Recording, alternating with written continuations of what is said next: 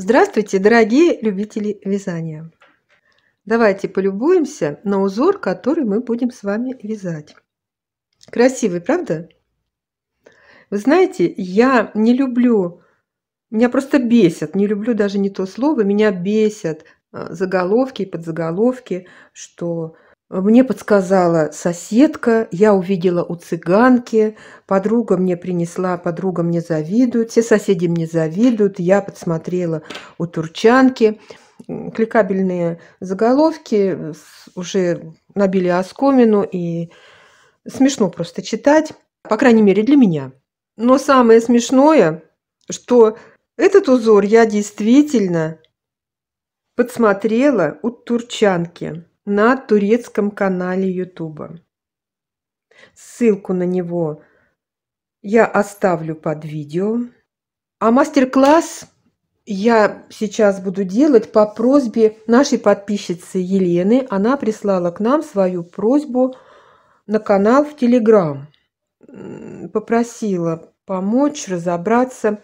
Знаете, как это вот смотреть видео на иностранном языке, когда ничего не понимаешь, и когда еще человек вяжет не так, вот у турчанок очень, ну, по-другому они вяжут, там, с накидами, эти накидывают нить, там, в общем, ну, для меня это прям морока, смотреть, разбираться. Но, слава богу, эта турчанка вяжет более-менее понятно, но все равно мне пришлось попыхтеть. Я записала последовательность и даже составила схему. Вот что тоже удивительно, ни на одном турецком канале я не видела ни схем, ни пояснений, даже очередность рядов не показана. Ну, ладно, бог с ними, все равно спасибо большое. И вот этот узор у меня Google перевел как оливковая ветвь. Я уже немножко по-своему перефразировала. Я назову этот узор ветка оливы. Давайте посмотрим на схему, которую я составила. Узор, на удивление, легко вяжется. И вот эту схему я составила по своему описанию. Я вязала уже по этой схеме, но тут немножко я ее отредактирую. Кое-что нашлось в процессе вязания, что требует еще редакции. Схему я составила для кругового вязания. То есть здесь все условные обозначения выглядят так, как они выглядят вот на лицевой стороне вязаного изделия. И когда вы вяжете по кругу, вы читаете схему справа налево. Все ряды вяжутся как лицевые. Мы будем вязать поворотным вязанием сейчас. И лицевые ряды мы будем вязать, читая схему справа налево. Изнаночные ряды будем читать схему слева направо, и в изнаночных рядах вот условное обозначение. Пустая клеточка – это лицевая петля на лицевой стороне, а в изнаночном ряду мы будем вязать ее изнаночной петлей при поворотном вязании. И если в изнаночном ряду у нас изнаночная петля будет, мы будем вязать ее лицевой петлей. Вот что нужно запомнить относительно таких схем. Раппорт узора. Здесь два элемента, вот такие красивые колечки, и вот сама ветка оливы. У этих двух элементов разные раппорты. У колечек раппорт 6 петель в ширину и 6 рядов в высоту. У оливы 18 петель в ширину. Затем мы первый раз вяжем с 1 по 18 ряд. И далее мы будем повторять раппорт в высоту вот этого центрального узора с 3 по 18 ряд. Я на схеме все это покажу. Схема будет в конце видео. Первый ряд, а я его обозначила нулевым, предлагаю провязать изнаночными петлями. Он вообще не входит в раппорт узора, вяжется один раз, ну, чтобы просто удобнее было потом в следующем ряду уже перекрещивать петли. Здесь у меня связано 2 раппорта в ширину и 3 раппорта в высоту. В раппорт входит дорожка с колечками, ну, я так называю. Замочки, колечки, цепочки, как угодно. Затем дорожка с веточкой. И еще мы будем набирать 6 петель для симметрии узора, чтобы провязать еще одну дорожку с колечками. Набираем на спице 32 петли вместе с кромочными. Первую кромочную я снимаю, последнюю кромочную я провязываю изнаночной. И, как я уже говорила, нулевой ряд мы вяжем изнаночными петлями. Он не входит в раппорт узора. Все петли изнаночные. Я вас утомлять не буду. Я сейчас ускорю просто съемку, и мы начнем вязать узор.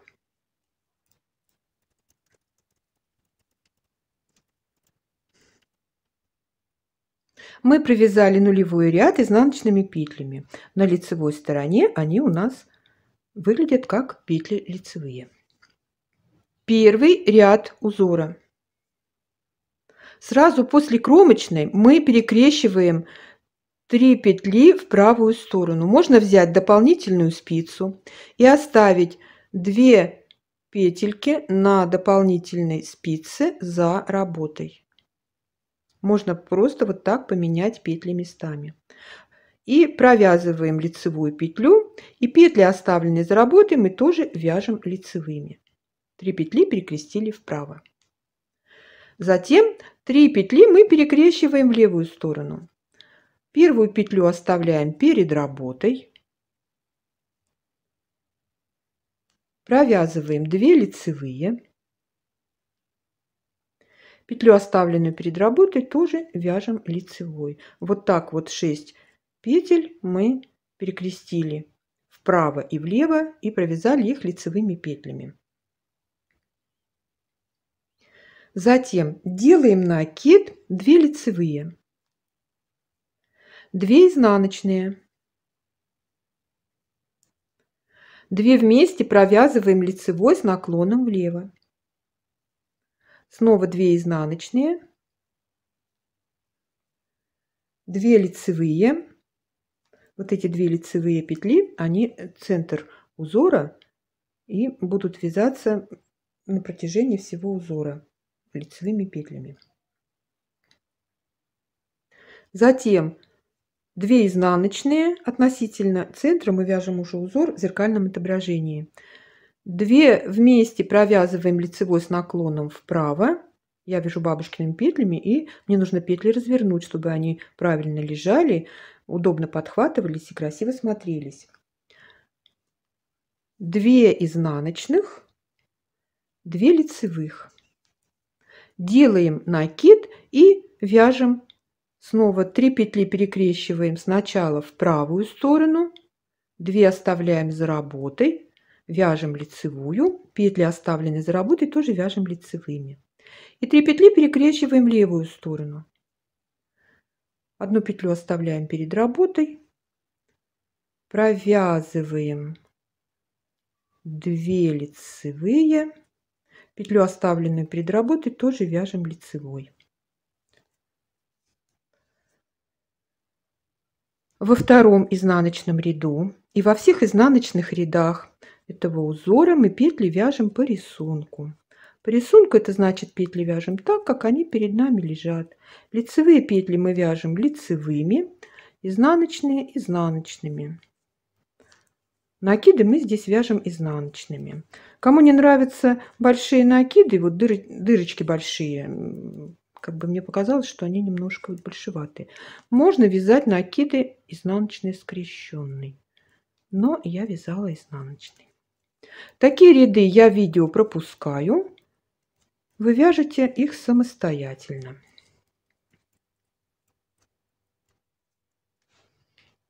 Вот, посмотрите, может быть, кому-то покажется, что дырочки слишком большие. Может быть, кто-то хочет меньше дырочки, тогда провязывайте накиды изнаночной скрещенной петлей.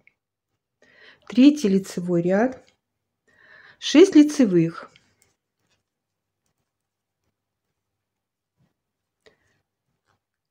Делаем накид, 3 лицевых, 2 изнаночных, 2 вместе провязываем лицевой с наклоном влево. Лицевая петля у меня лежит удобно для этого, изнаночная неудобно. Я разворачиваю изнаночную петлю, 2 вместе лицевой с наклоном влево провязали. Далее 1 изнаночная, 2 центральных лицевых, 1 изнаночная и теперь 2 вместе лицевой с наклоном вправо. Здесь мне нужно развернуть лицевую петлю. Главное, чтобы вы видели, что петли должны быть одинаково повернуты. Так, 2 вместе лицевой с наклоном вправо провязали, 2 изнаночных, 3 лицевых, накид, 6 лицевых.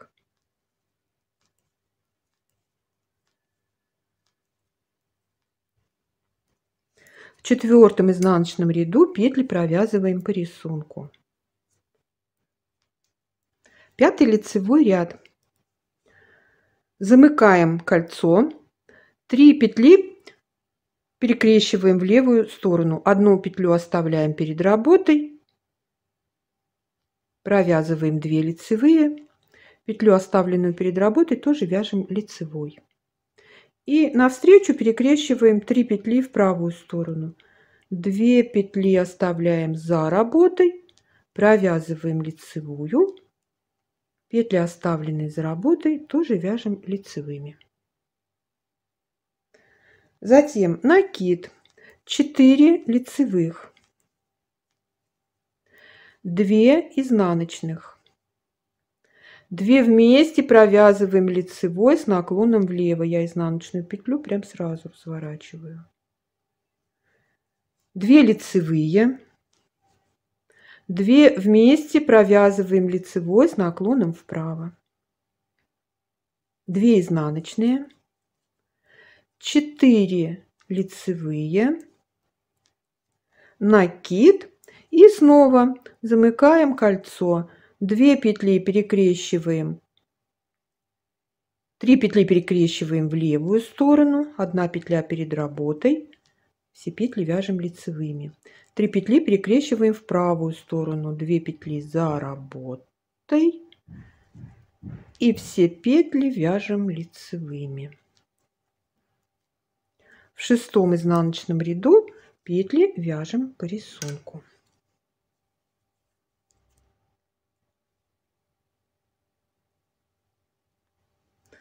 Седьмой лицевой ряд. Вяжем новое колечко. 3 петли перекрещиваем вправо. Я уже не буду говорить последовательность, что мы 1 петлю оставляем, 3 петли вправо перекрещиваем, 3 петли перекрещиваем влево.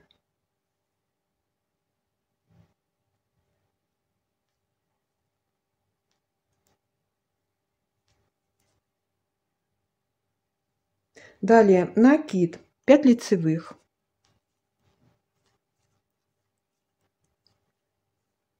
2 изнаночных, 2 вместе провязываем лицевой с наклоном влево, 2 вместе провязываем лицевой с наклоном вправо, 2 изнаночных, 5 лицевых,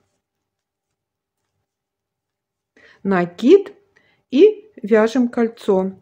3 петли перекрещиваем в правую сторону, вяжем все петли лицевые, 3 петли перекрещиваем в левую сторону и вяжем все 3 петельки лицевыми.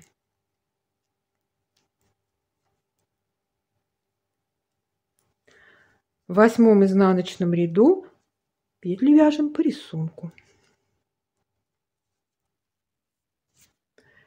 9-й лицевой ряд, 6 лицевых,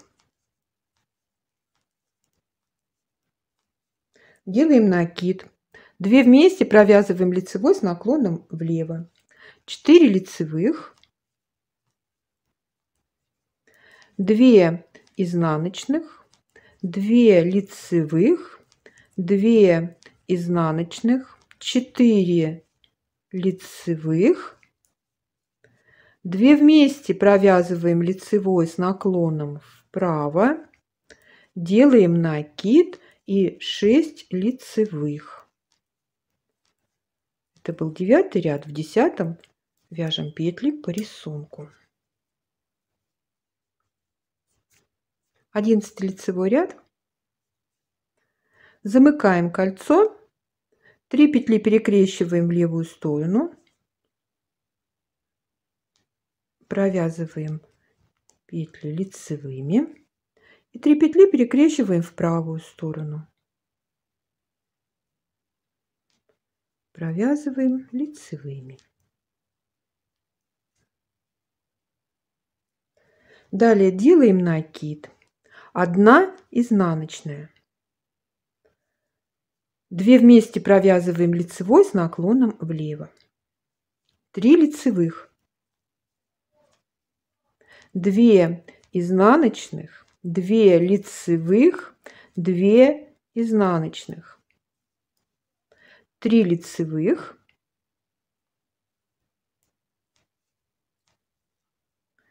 2 вместе лицевой с наклоном вправо. 1 изнаночная. Делаем накид и замыкаем следующее кольцо. 3 петли перекрещиваем сначала в левую сторону, затем 3 петли перекрещиваем в правую сторону.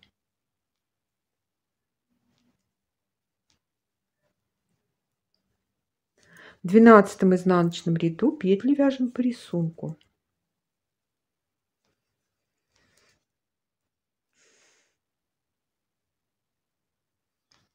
Тринадцатый лицевой ряд. Раскрываем следующее колечко. 2 петли перекрещиваем вправо. 3 петли перекрещиваем вправо. Что ж мне эти 2-то дались? И 3 петли перекрещиваем влево.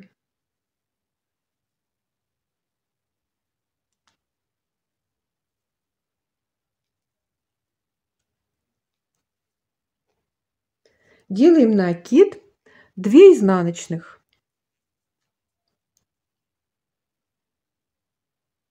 2 вместе лицевой с наклоном влево. 2 лицевых, 2 изнаночных, 2 лицевых. 2 изнаночных, 2 лицевых. 2 вместе лицевой с наклоном вправо. 2 изнаночных. Делаем накид и 3 петли перекрещиваем сначала вправо, вяжем их лицевыми, затем 3 петли перекрещиваем влево, вяжем их лицевыми.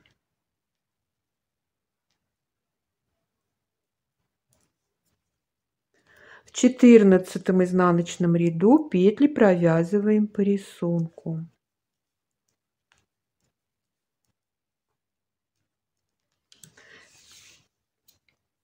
Пятнадцатый лицевой ряд. 6 лицевых. Накид. 1 лицевая, 2 изнаночных. 2 вместе лицевой с наклоном влево. 1 лицевая. 2 изнаночных, 2 лицевых, 2 изнаночных, 1 лицевая, 2 вместе лицевой с наклоном вправо, 2 изнаночных, 1 лицевая, накид и 6 лицевых до конца ряда. В 16 изнаночном ряду петли провязываем по рисунку. 17 лицевой ряд. Закрываем колечко. 3 петли перекрещиваем сначала в левую сторону, 1 петлю перед работой, вяжем все петли лицевыми и 3 петли перекрещиваем в правую сторону, 2 петли за работой, вяжем все петли лицевыми. Далее делаем накид, 2 лицевых, 2 изнаночных, 2 вместе лицевой с наклоном влево, 2 изнаночных, 2 лицевых, 2 изнаночных, 2 вместе лицевой с наклоном вправо, 2 изнаночных, 2 лицевых, делаем накид и снова колечко. 3 петли перекрещиваем в левую сторону, 3 петли перекрещиваем в правую сторону.